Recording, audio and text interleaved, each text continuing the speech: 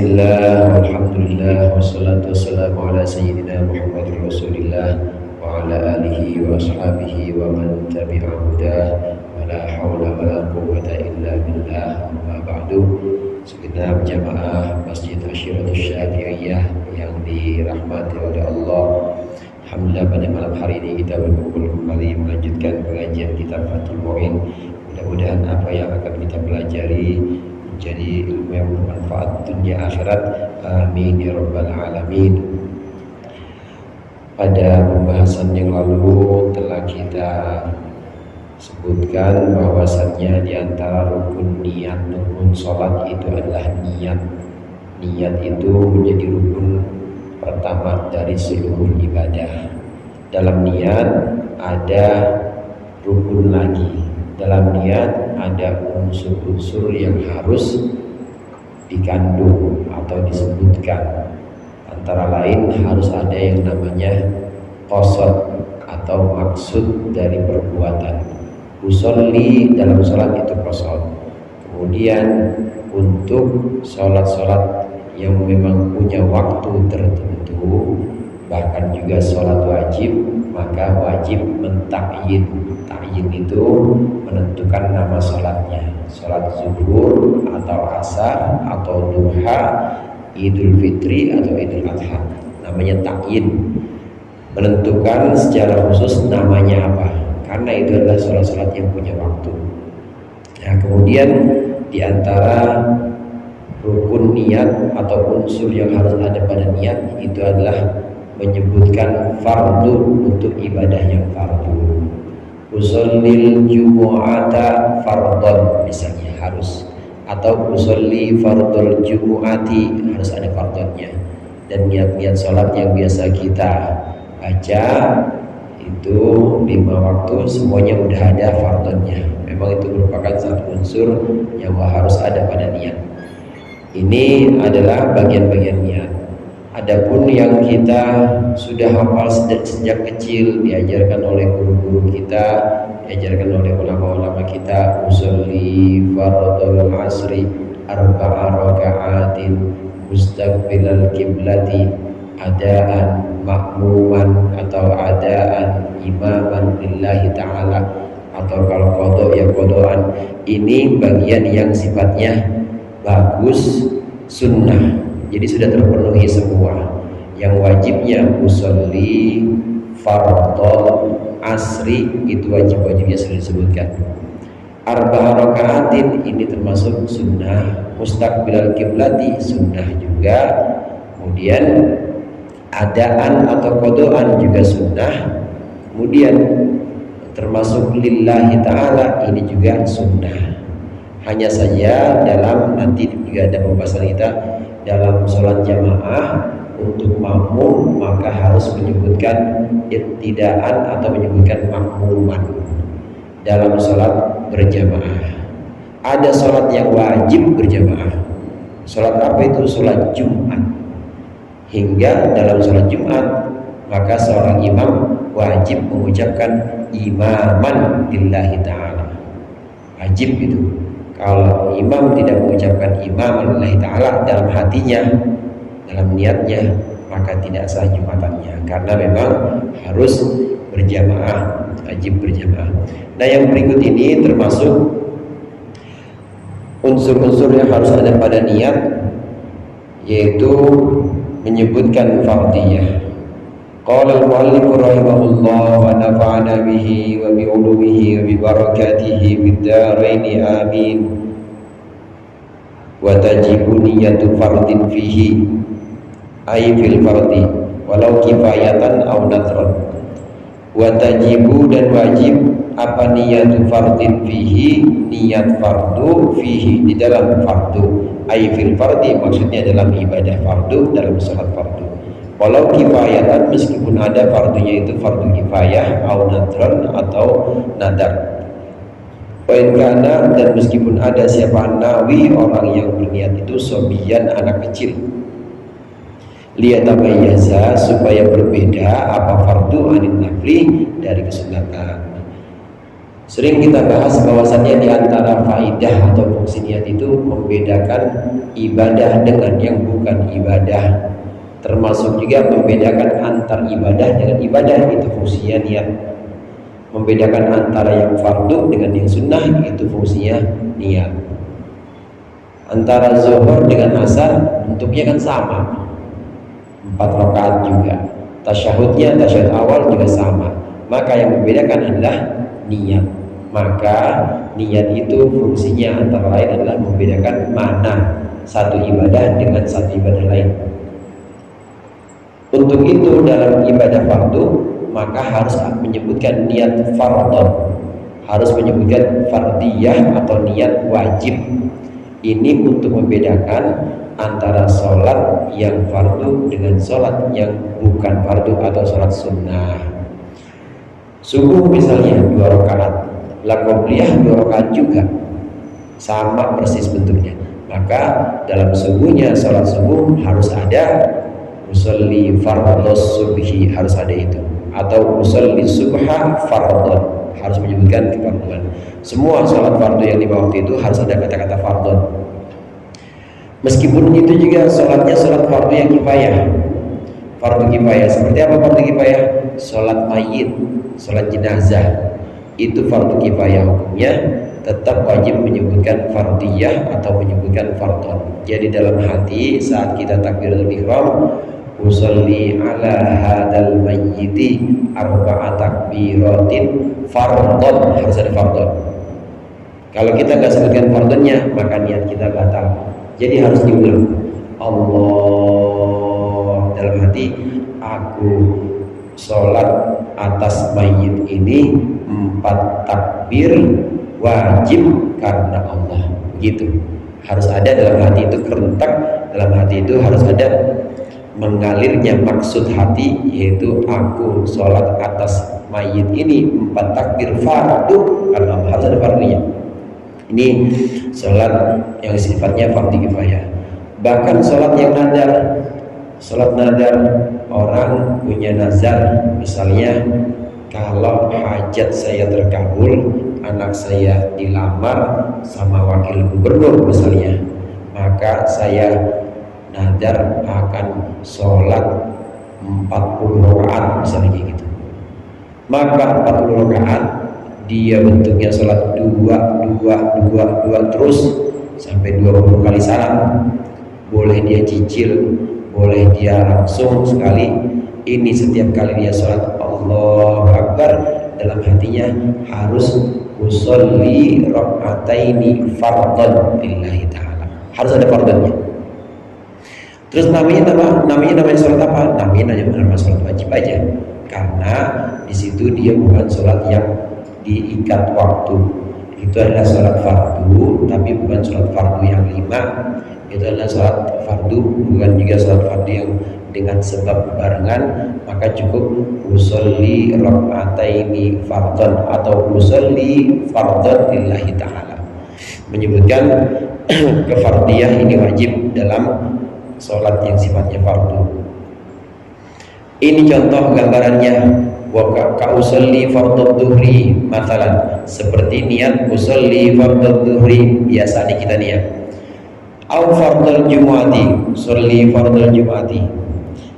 Wa in adrakal imama, meskipun menyusul siapa orang al imama akan imam fi tasyahhudiha, dalam tasyahudnya Jumat, fi tasyahhudiha, dalam tasyahudnya Jumat.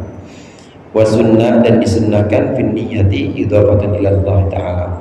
Ini niat fardu nih. Begini.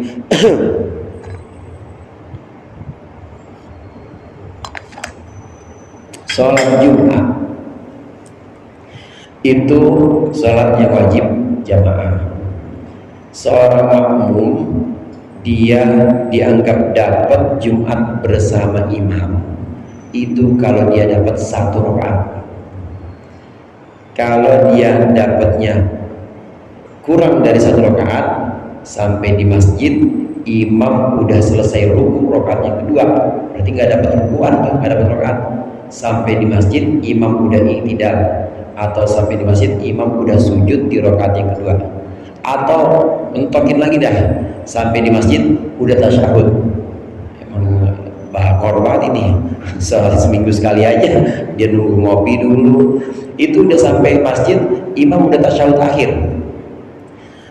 Yang seperti ini maka dia tidak dapat Jumatan. Tapi bagaimana? Sholat aja takbiratul ihram, ikutin takbiratul, ikutin imam takbiratul ihram, Allahu Akbar. Niatnya apa? Niatnya tetap usolli fardhal jumu'ati raka'ataini mustaqbilal qiblati ma'muman lillahi ta'ala. Tetap ma'muman niatnya. Karena dia tidak dapat satu rakaat, maka makmum yang seperti ini, orang dia baru nyusul imam waktu imamnya udah tasyahud akhir, maka makmum yang seperti ini ketika imam salam assalamualaikum warahmatullah, dia bangun lagi, tambahnya berapa? Tambahnya 4 rakaat. Jadi sholat apa? Jadi sholat zuhur. Maka ada teka-teki, maksudnya biasa itu di kitab-kitab ada orang dia niat tapi dia tidak melaksanakan apa yang dia niati. Dia sholat tapi dia tidak meniatkan apa yang dia lakukan sholat itu. Apa itu? Yaitu orang yang sholat Jumat sebagai makmum dan dia baru ketemu imam, baru nyusul imam di tasyahud akhir atau di setelah imam bangun dari rukuk. Dia niat Jumatan tapi ternyata yang harus dia lakukan adalah sholat zuhur. Dia sholat zuhur tapi niatnya niat Jumat. Niat Jumat itu wajib. Niat Jumat itu untuk seorang makmum maka harus disebutkan usallil jumu'ata fardhon atau usalli fardhal jumu'ati makmuman lillahi ta'ala. Kalau yang jadi imam, kalau yang jadi makmum, kalau yang jadi imam usalli fardhal jumu'ati imaman lillahi ta'ala.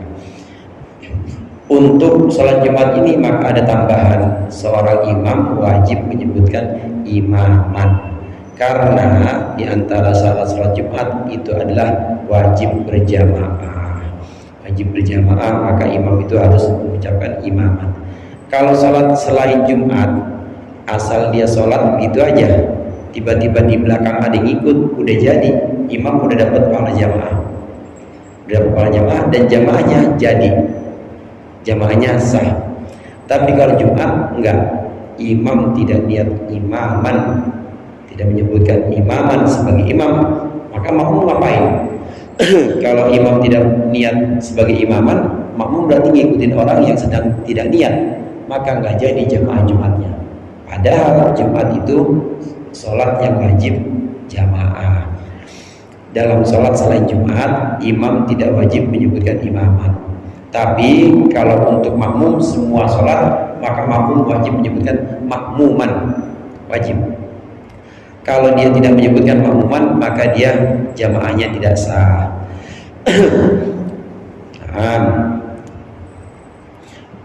Itu yang fardu. Jadi dari sini saudara ada 3 sudah yang merupakan rukun niat. Yang pertama qasad, usolli. Yang kedua ta'yin, kemarin menyebutkan nama sholatnya, apakah zuhur, apakah asar, apakah duha. Usolli duha misalnya, atau usolli zuhra. Nah yang ketiga menyebutkan fardiyah atau kefarduan. Usolli zuhra 1, 2, fardhon, harus menyebutkan fardhon. Ini yang wajib dalam niat. Yang wajib dalam niat itu 3 itu aja. Sekali lagi, apa yang sudah kita praktekkan, yang sudah kita amalkan panjang itu, sholli fardhal asri arba rakaatin, itu sesuatu yang sifatnya sunnah dan cakep.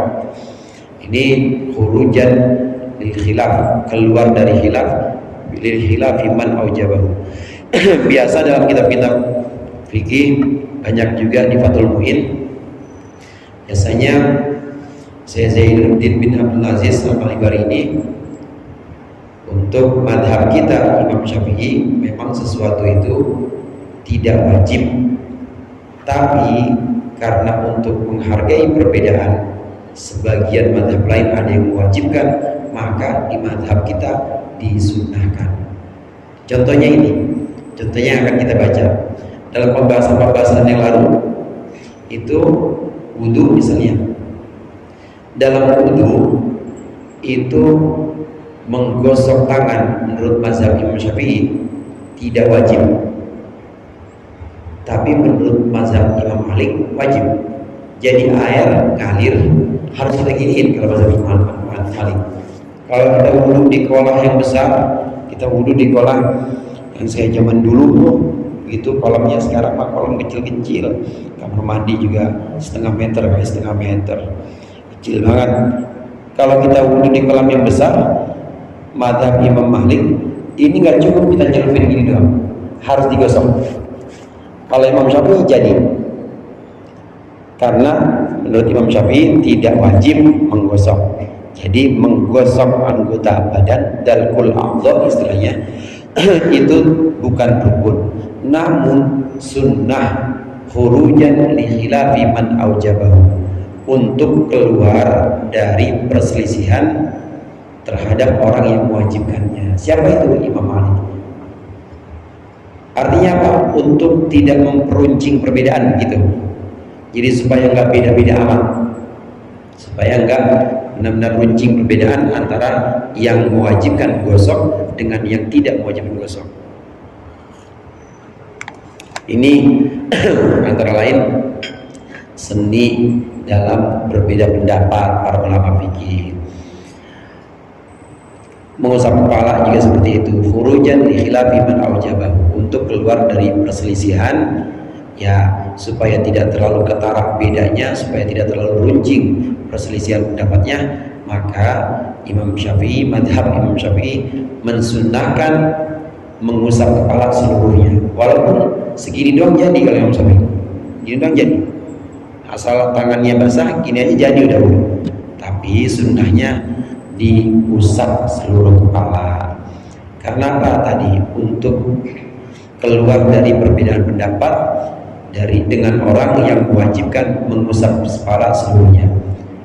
Siapa itu? Antara lain mazhab Imam Malik. Imam Malik itu mewajibkan mengusap kepala seluruhnya. Kita juga demikian hadirin. Kalau kita ingin wudhu kita ikut perkara batalnya itu ikut Imam Malik, maka wudhunya ya harus Imam Malik. Perkara yang membatalkan wudhu menurut Imam Malik itu buang air atau buang keluarnya sesuatu dari jalan depan dan belakang, bersentuhan dengan perempuan yang bukan mahram tanpa penghalang, menurut mazhab Imam Malik tidak membatalkan wudhu. Kalau kita ambil perkara yang membatalkannya, ambil Imam Malik, ikut Imam Malik, wudhunya pakai cara Imam Malik. Gimana itu? Yang mulai dari awal, mulai dari yang muka, kemudian niatnya digosok, anggota tangan digosok juga, kemudian sampai di kepala. Nggak boleh begini doang, tapi harus semuanya tangan kita, yang penting tangan kita ada basah, semua diusap gituin. Nah kalau dia seperti itu, mengikuti mazhab Imam Malik, maka boleh kita ambil batalnya batal Imam Malik. Jangan kita wudhunya Imam Syafi'i, wudhunya begini doang, asal-asalan banget lagi. Tapi begitu ada perempuan sentuhan kagak batal, kan gue ikut Imam Malik lah. Kalau Imam Syafi'i boleh bilang, kalau Imam Syafi'i boleh komen, enak aja lu wudhu pakai wudhu gua, batal pakai batal guru gua lu. Itu kalau kata Imam Syafi'i. Jadi harus satu paket saudara, nggak boleh sepotong-sepotong. Makanya ngaji gitu. Nggak boleh sepotong-sepotong. Nah berikut ini perkara-perkara sunnah dalam niat. Kenapa disunnahkan? Tidak diwajibkan, tapi benar-benar dianjurkan dalam kategori sunnah tadi, antara lain untuk tidak memperuncing perbedaan. Wa sunnah, dan disunnahkan fin niyati, dalam niat apa, idhofatun ilallahi ta'ala, menyandingkan kepada Allah Ta'ala, khurujan min khilafi man aujabahu, keluar dari berselisih dengan orang yang mewajibkan idhofah. Waliyatahaqqaqa, dan supaya terwujud apa makna ikhlasi, makna ikhlas. Berikut mulai muallif membicarakan tentang kesunatan-kesunatan dalam niat. Kalau tadi yang fardu 3, qasad, usolli, ta'yin, usolli zuhra, dan fardiyah, usolli zuhra fardun. Nah, berikut ini unsur-unsur yang sifatnya sunnah dalam niat. Yang pertama yaitu menyandingkan niat ilallah ta'ala kepada Allah ta'ala. Bagaimana bentuknya dalam niat yang sudah kita kenal? Lillahi ta'ala, lillahi ta'ala. Itu bentuk idhofah atau menyandarkan ibadah kita kepada Allah. Sunnah. Jadi kalau kita sholat Allahu Akbar, nah di situ cuma aku niat zuhur fardu, jadi aku sholat zuhur fardu, jadi udah. Tidak menghadap kiblat 4 rakaat makmuman karena Allah Ta'ala, nggak ada itunya yang panjang, jadi karena idhofah atau lillahi ta'ala, menyandarkan niat kepada Allah, ini sifatnya sunnah, tidak wajib. Ini juga untuk keluar dari perselisihan atau keluar dari perbedaan terhadap orang yang mewajibkan idhofah. Satu, kenapa menyebutkan lillahi ta'ala. Yang kedua, menyebutkan lillahi ta'ala ini juga untuk mewujudkan makna ikhlas, supaya benar-benar sholat kita lillahi ta'ala. Padahal ada orang sholat lillahi ta'ala niatnya, tapi sholatnya bukan karena Allah. Ada sholat duha biar apa? Biar rizki lancar. Berarti lillahi ta'ala bukan?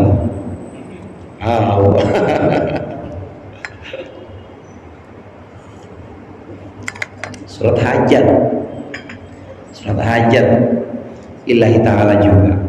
Memang buat apa? Buat hajat kita. Jadi bagaimana? Ikhlas itu ada 3 tingkatan, hadirin. Yang pertama ada ikhlas tingkat tinggi, al-martabatul ulya.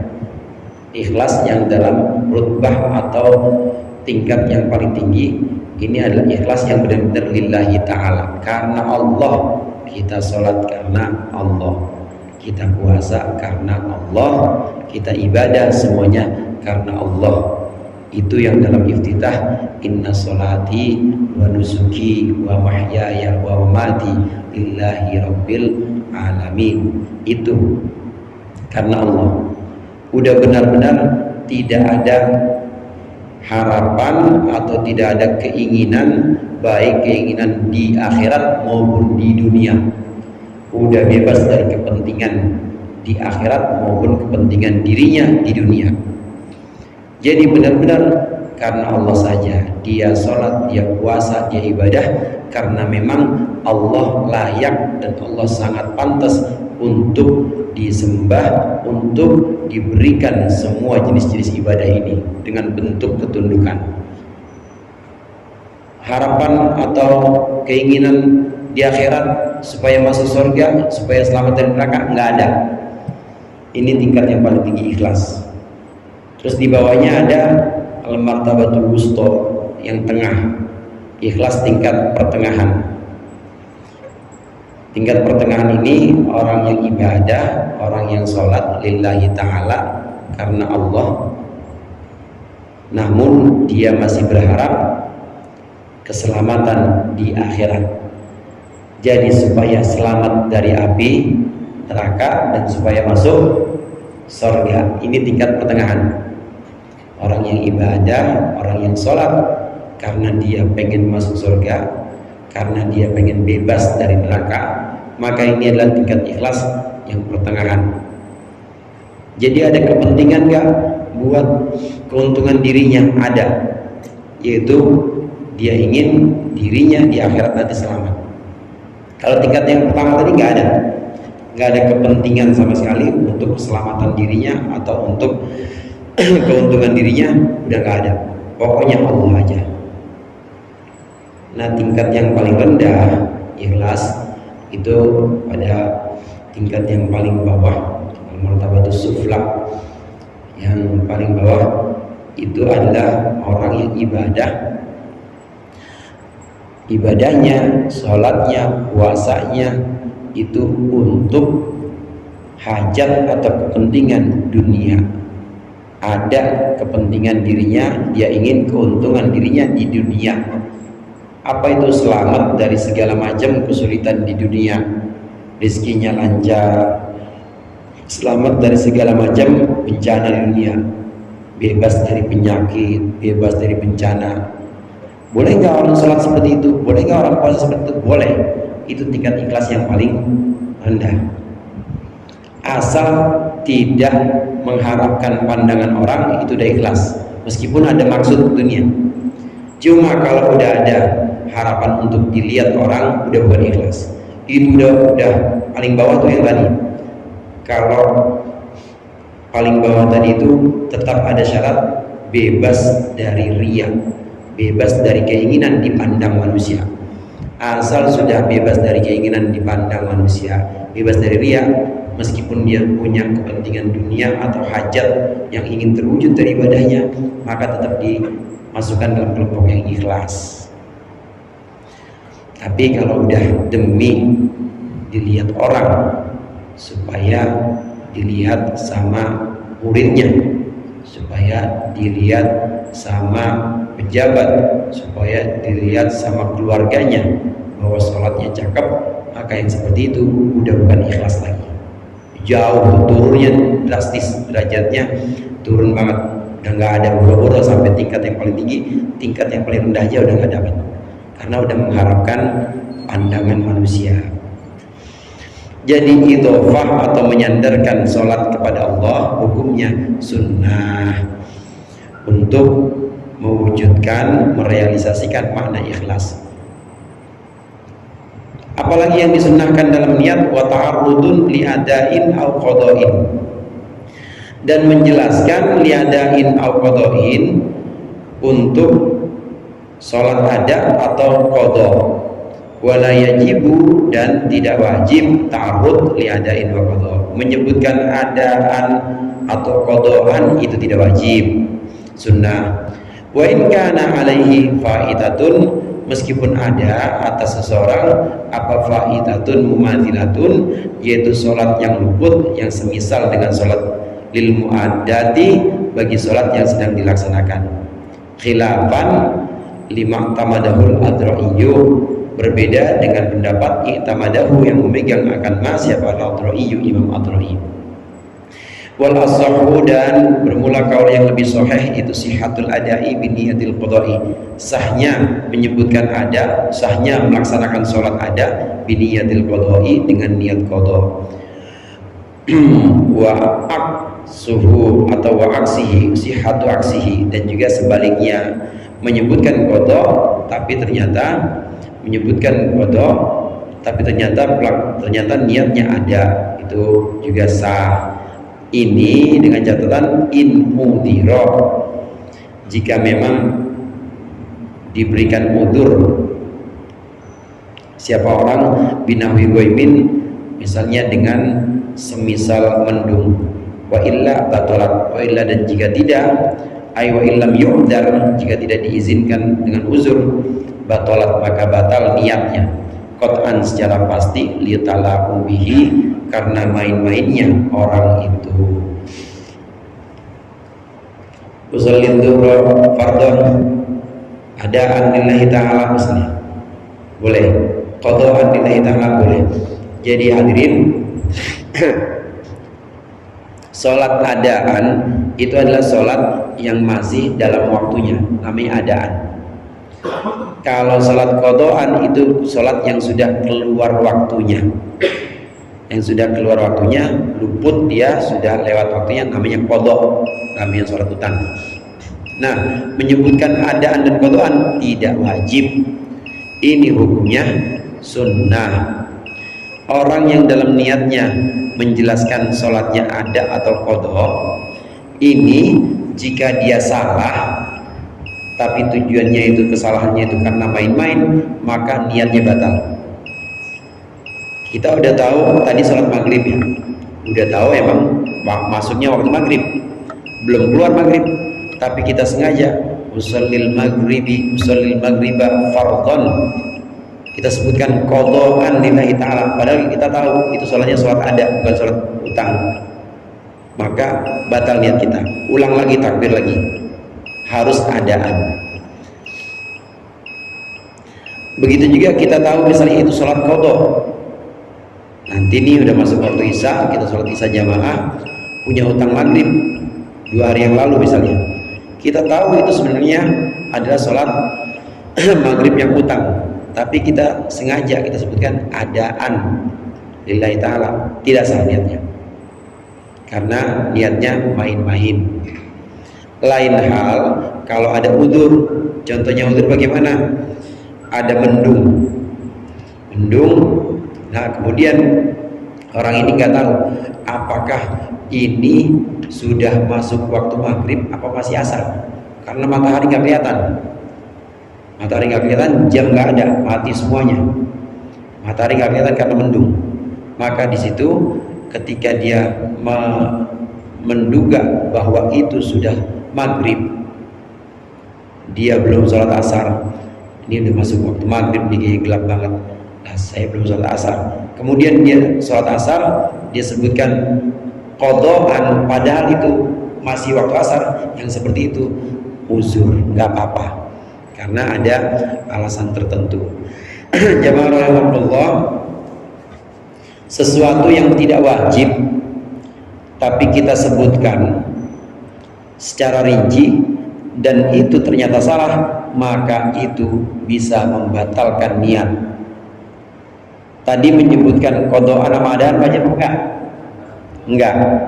Nah, kita sengaja menyebutkan itu dan salah dan tahu kesalahan kita, maka itu membatalkan niat. Ya, contoh tadi, udah tahu sholat maghrib ya, sholatnya jam 6:30, dia sebutkan qadhaan, kita sebut salah, batal niatnya, maka harus ulang niat lagi.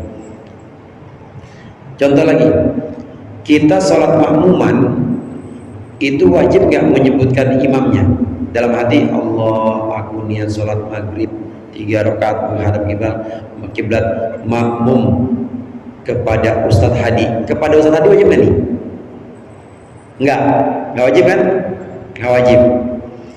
Nah, saking jamaahnya rame, maka Chandra sholatnya di luar, Allahu Akbar, niatnya kayak tadi makmuman sama Ustadz Hadi. Ternyata yang imam Ustadz dia, batal niatnya, karena sesuatu yang harusnya tidak wajib tapi dia sengaja sebutkan dan salah, maka itu bisa membatalkan niat, bahaya. Makanya kalau nggak wajib dan nggak tahu persis, tinggalin aja. Yang wajib itu yang 3, usolli fardhon asri atau usallil asra fardhon, itu doang dia. Nah, kalau kita udah bisa semua ya semua, tapi perhatikan yang tadi, adaan atau qadhaan. Saya yakin semua sholatnya adaan semua ya. Nggak ada yang utang kan ya? Iya, nggak ada yang utang kecuali yang memang kesiangan atau kecuali yang memang punya utang. Itu niat idhofah, niat ta'arud kepada ada dan qadha.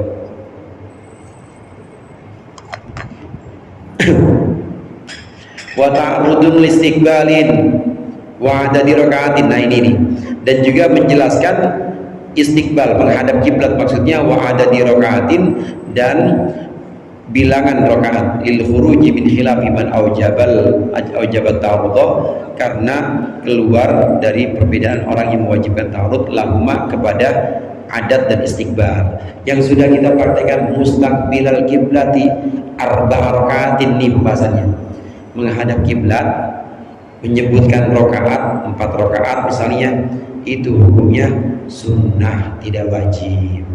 Untuk apa? Tadi untuk keluar dari perbedaan pendapat, supaya enggak runcing amat perbedaan pendapatnya. Jadi beda, cuma tidak terlalu ketara. Kalau kata orang Jawa, mono ya mono, ngingo mono. Gitu sih boleh beda, cuma jangan ditara-tarain banget. Ini indahnya fikih. Kita juga begitu, kalau kita ada perbedaan pendapat, ya kalau bisa jangan terlalu diperuncing. Orang mufarokoh, niat aja mufarokoh, sholat aja harus seperti itu. Meskipun kita pisah dengan imam, tetap gerakan harus ikutin imam. Ini untuk kesantunan kita. Jadi nggak pernah diajarkan dalam fikih dan dalam Islam sifat yang frontal. Frontal itu artinya front bila Islam ya. Frontal itu artinya beda, pokoknya harus beda. Pokoknya gue harus kekeh, gue begini. Pemerintah takut, pemerintah nggak ada yang begitu. Jadi harus benar-benar santun. Boleh berbeda pendapat, boleh. Cuma tunjukkan kesantunan. Fikih selalu mengajarkan seperti itu. Wa sunnah nutkun biman biyin wallahu a'lam bishawab. Dikurangi, mohon maaf. Wassalamualaikum warahmatullahi wabarakatuh.